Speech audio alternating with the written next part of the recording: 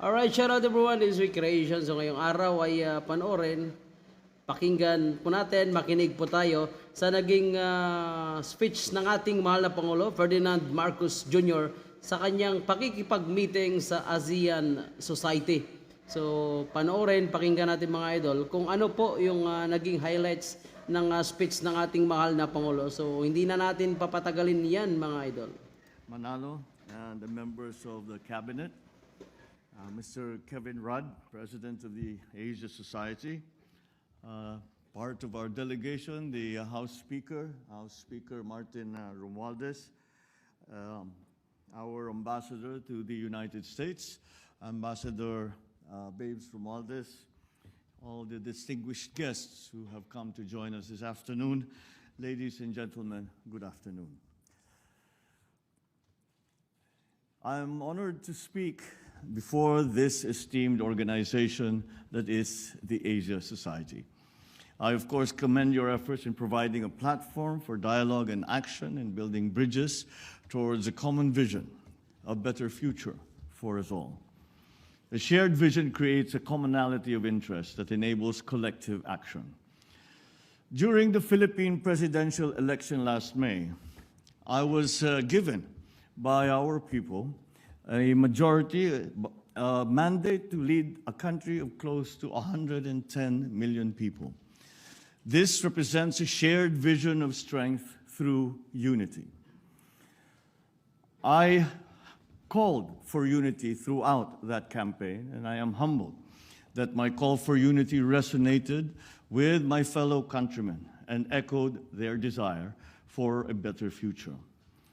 They rejected the politics of division, as I, during the campaign and up to now, said nothing to offend any of the other candidates. And I bring that message of unity to you today. In our place in the community of nations, I have always said that the Philippines shall continue to be a friend to all, an enemy to none. I will reiterate what I said during the inauguration.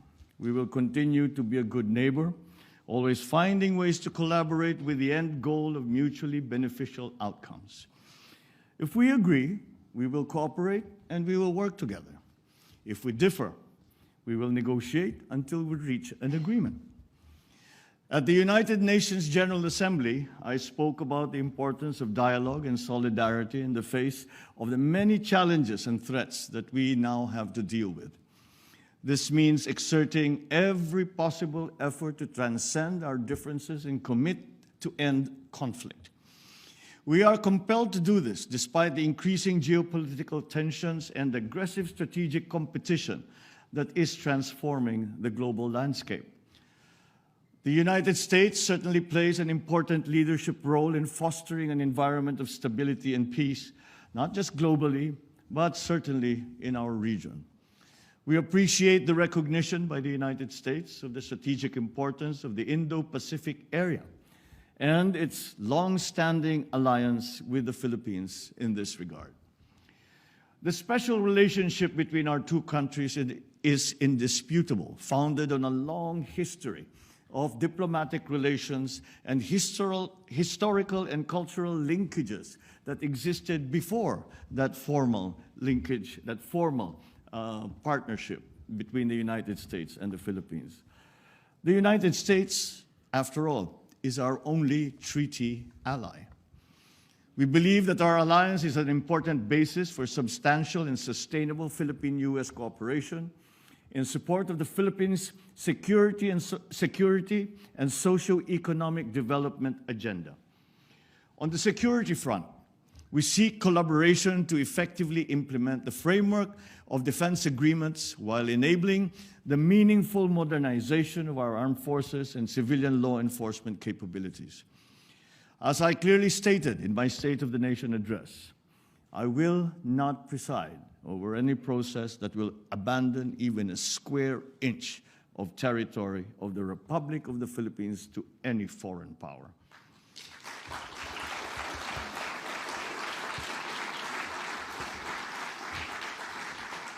We know that we can count on the United States to uphold the international law-based order, freedom of navigation and overflight, and the sustainable use and development of maritime resources.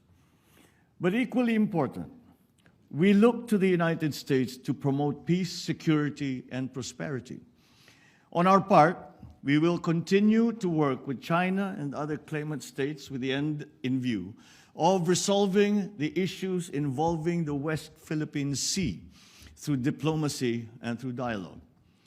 The Philippines' candidature for a non-permanent seat in the UN Security Council for the term of 2027 to 2028 is premised on my country's long years of experience in building peace and forging new paths of cooperation. In this context, we are certainly concerned about rising tensions in the Taiwan Strait, just north of the Philippines. We urge all parties involved to exercise maximum restraint. Dialogue and diplomacy must prevail. We adhere to the One China policy and have consistently called for the peaceful resolution of their issues involving Taiwan. We understand that peace and stability in the Asia-Pacific region are also linked to the situation in the Korean Peninsula. And we are ready to play a constructive role in advancing a peaceful and denuclearized Korean Peninsula through confidence-building measures amongst the various stakeholders. On Russia and Ukraine, the Philippines urges all parties to continue adopting a peaceful means to maintain international peace and security. The Philippines has voted in favor of the 3 UN General Assembly resolutions on Ukraine. And at this point, let me discuss the various dialogue mechanisms in the region. We will continue to work towards strengthening ASEAN, particularly its dialogue partnerships with neighbors that uphold regional peace and security. We welcome the renewed engagement of the Quad along with the recent establishment of the AUKUS. These mechanisms should help prevent destabilizing actions in the region that go against international law. We think that these dialogue mechanisms and security arrangements should complement, not supplant, the ASEAN-centered regional security architecture that has been built over decades by the ASEAN and its member partners, as well as the existing network of bilateral security partnerships in the region. Now let me touch on the economic front. The U.S. remains a strategic trading and investment partner of the Philippines. American businesses, including Fortune 500 companies, have found a home in the Philippines. They recognize the Philippines as our country for its business-friendly policies, a very competent workforce, and a network of economic zones. Let me point out 3 reasons why the Philippines is a viable and smart investment destination. First, our macroeconomic strength and bright prospects. The Philippine economy expanded by 5.7% last year and by 7.8% in the first half of this year. Growth was broad-based, driven not only by government spending, but also by household consumption and investments, reinforced by consumer and business confidence. Second, we have enabling policies in place. Recently, investor-friendly laws were enacted, and my administration is determined to leverage these changing reforms that will enhance those efforts. Third, and perhaps the most important point, another strong asset that we have is our human capital. We boast of a young, educated, hardworking, English-speaking workforce that is among the best in the world. With a very young median age of 25.7 years old, the Philippines enjoys a demographic advantage from which investors can benefit. We would welcome capital investments from the U.S., and our priority sectors are agriculture, clean energy, particularly nuclear energy, health systems, information technology, and business process management, or IT/BPM, digital connectivity and manufacturing, including the critical sectors of semiconductors, green metals, batteries for electric vehicles, and electric vehicles themselves. The Philippines looks forward to how the Indo-Pacific Economic Framework will support our efforts to promote resilient supply chains, health systems, infrastructure, as well as clean energy and decarbonization. These pillars are consistent with the shared priorities as outlined in a joint vision statement for a 21st century United States-Philippines partnership that was adopted last November. We hope for the reauthorization of the Generalized System of Preferences, or GSP program, which will greatly benefit both our countries. The GSP has long been a win-win program for the United States and its development partners, including, of course, the Philippines.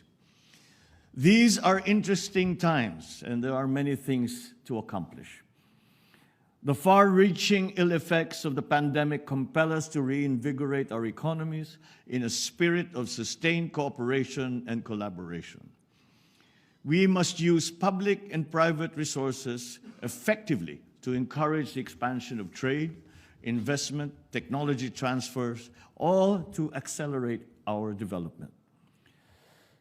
Despite the challenges of the pandemic and the global economic crisis, the Philippines remains on track to graduate to upper middle-income country status by next year. With steady investments in infrastructure, agriculture, food security, public health, education, and other social services, we seek to become a high-income country with zero extreme poverty by the year 2040. The same spirit of solidarity and cooperation that animates our relations with foreign partners will also advance our efforts to address climate change. We must enhance our collective capacity to urgently and decisively respond to this existential threat that not only the Philippines, but the entire world is facing.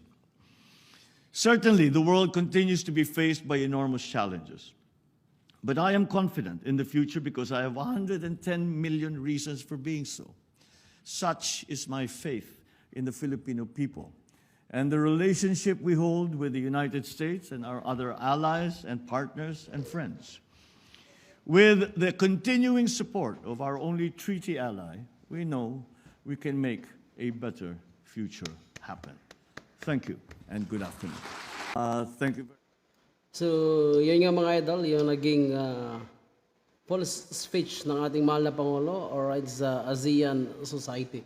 So, nabanggit niya dito ng ating Pangulo. So, una, binida niya yung kanyang pagkapanalo. Ika nga, ang sabi niya ay mas pinili ng tao yung unity. Unity type of politics kaysa politics of division. So, nabanggit din natin na Pangulo yung lagi nating sinasabi sa atin mga speech ng ating mga Pangulo. Lagi niyang binabanggit itong friend to others and no enemy to others. Yun lagi niyang sinasabi. And ang nabanggit niya rin yung pagiging alliance ng Philippines and UAC ay magiging continuous and as parts of a long history. And nabanggit niya rin po dito yung territory, ayan yung sigalot sa South China Sea na ika nga ang sabi niya ay idadaan sa magandang usapan or diplomatic talk ang sinasabi niya with cooperation with USA. So nabanggit niya rin yung sigalot sa Taiwan and China, Ukraine and Russia, and ika nga sabi niya ay dapat ito ay idaan sa peaceful na usapan. And the rest, ang binibida rin ng ating mahal na Pangulo, yung pagiging friendly business zone po natin. So, friendly business zone ng Pilipinas. At yung nga nabanggit din ng Pangulo yung vision para sa Pilipinas na magiging zero extreme poverty by 2040. And of course, hindi niya nakalimutan yung about sa issue sa climate change na ang Pilipinas ay nagiging cooperative pagdating sa climate change. Good response from the Philippines. So yun po yung isa sa mga nabanggit ng ating mahal na Pangulo. So maraming salamat, yun lang po yung ating comments and reaction para sa naging full speech ng ating Pangulo sa pakikipag-meeting niya sa ASEAN Society. So maraming salamat sa iyo lahat. This is We Creation. Thank you and God bless.